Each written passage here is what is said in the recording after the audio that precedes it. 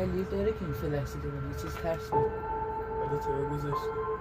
هنوزم میبینه کسی ولی من چیزای دیگه هم دیدم تو طبقه سوم مثلث داره مثلث خطر از این که چشم میزنن یه خونه گفتی تو چند سال ساخت داره؟ 50 سال هست. آره بیشتره اون خیلی وقت شما عهد بوده چیزی که شد به من هایی میترس این چیزیه که گفت صبح گفت گستیو اینجا دیدی؟ بنداز بدون این بانو فرق داره گستیو آیا کسی اینجا هست؟ آیا جنی اینجا هست؟ آیا کسی اینجا هست؟